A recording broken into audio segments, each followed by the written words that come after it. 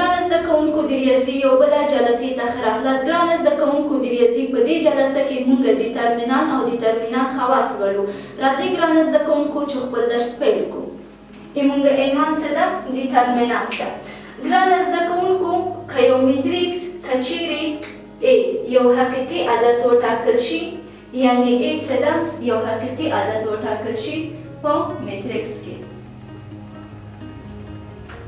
یعنی که یو میتریکس کې که چیرې A یو حقیقي عدد وټاکل شي، دا د میتریکس A دیترمینان بلل کیږي.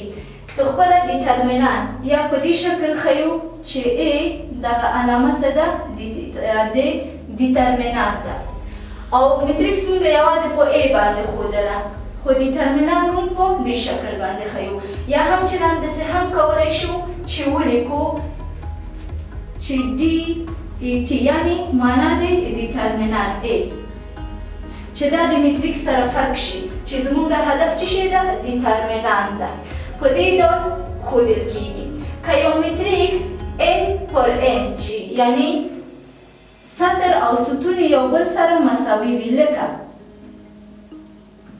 n پر n وي.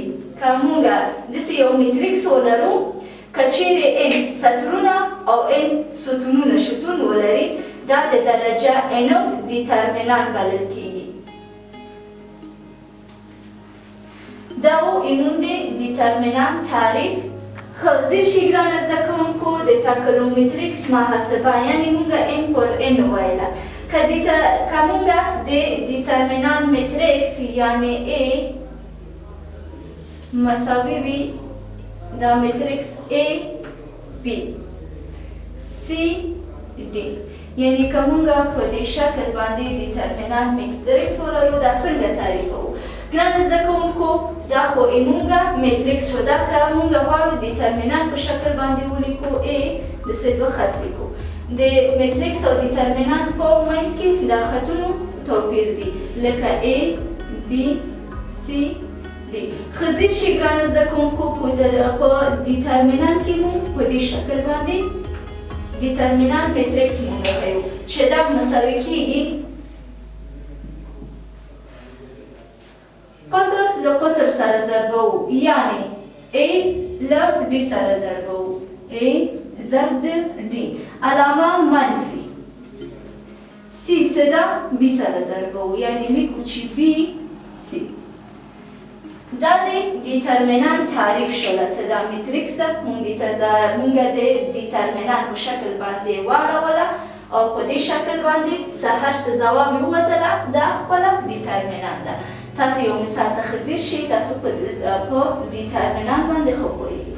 که موږ د A دیترمینان ولرو،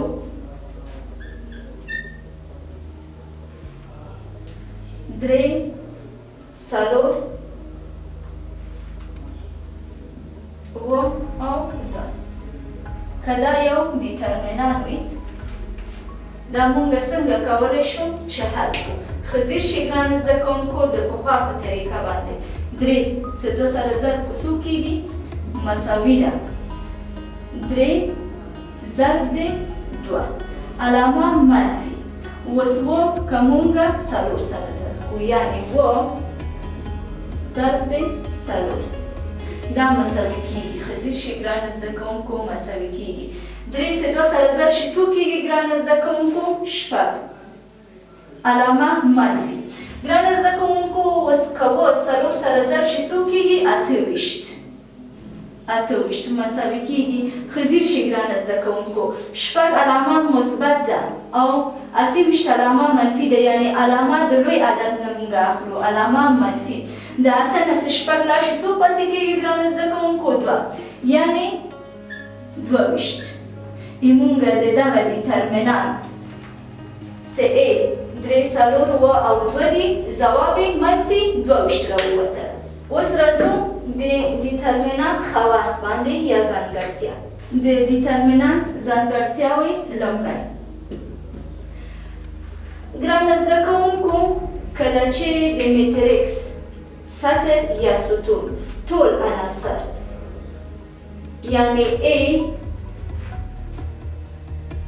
M پر N M وي، یعنی ټول عناصر سه A پر M وي د صفر سره مساوي وي بیا د ټاکنکو محصول د صفر سره برابر ده یعنی څه معنا ښځیر شي ګرانو زده کوونکو لکه مونږ یو بیلګه لرو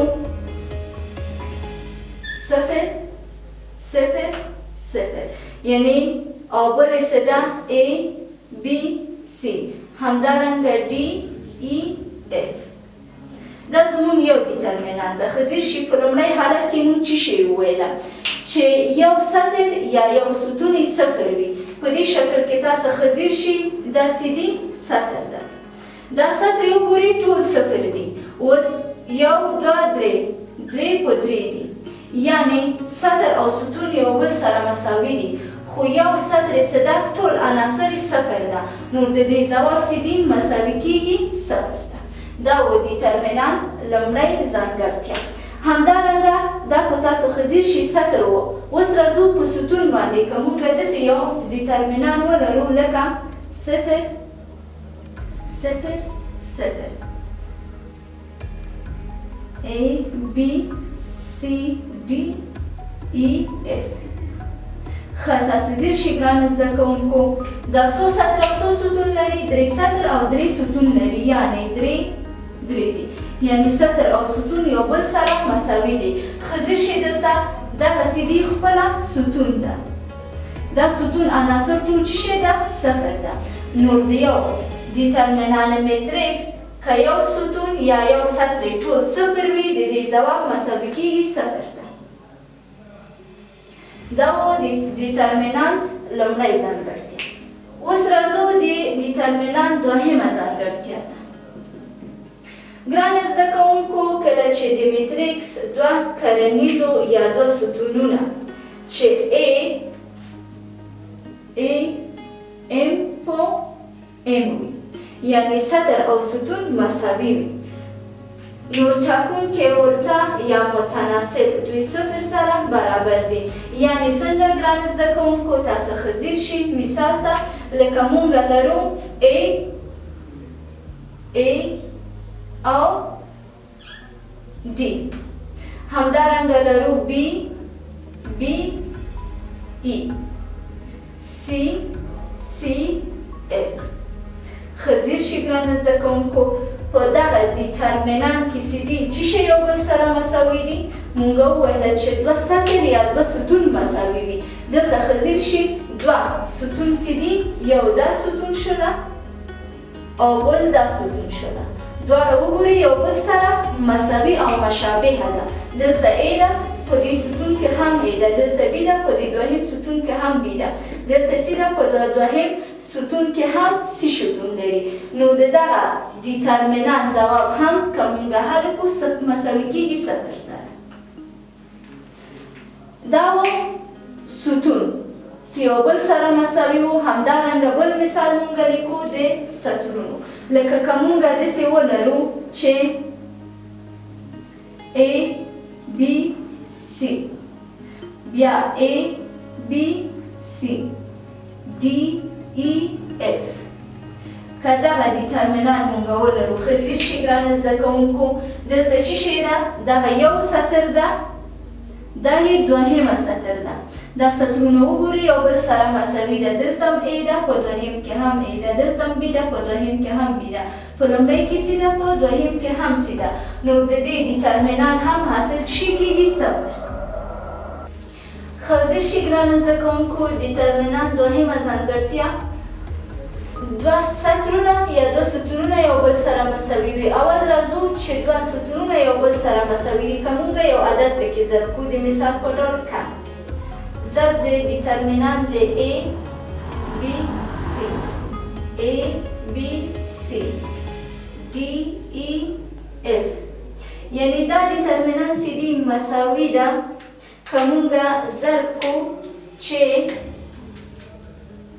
یعنی یو سطر یا یو ستون سره مونږ که ضربو د مثال په ډول دلته مونږ نیسو چې A خپله که ضرب د A دا B خپله دلته که ضرب د B همدارنګه C خپله که ضرب د C بله یې مونږ خانه چی ده ډي ده، ای ده، اف ده. ښه ځیر شي ګرانه زده کوونکو دغه ډیټرمینان بیا هم مساوي صفر ته کیږي.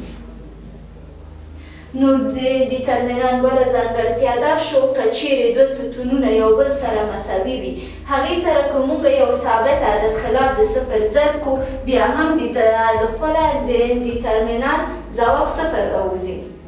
همدارنګه دوهم مثال ته تاسو ځیر شئ چې دوه ستونونه یو بل سره مساوي دي. که موږ داسې ولیکو چې که چې یو ثابت عدد دی ضرب د ډیټرمینان A B C A B C همدارنګه D E F دا مساوي ده. که موږ ضرب کړو ګرانه زده کوونکو په دې شکل باندې یوه سطر سره ضربو لکه A B C خپله که ضرب د A همدارنګه که ضرب د B همدارنګه که ضرب د C اخره D E F خپله لیکو. دغه ډیټرمینان هم ځواب یې مساوي کیږي صفر ته. یعنې په دې معنا که چیرې په یو ډیټرمینان کې دوه سطرونو سره مساوي وي یو ثابت عدد هم ورسره ضرب شي بیا هم د هغې حاصل صفر کیږي.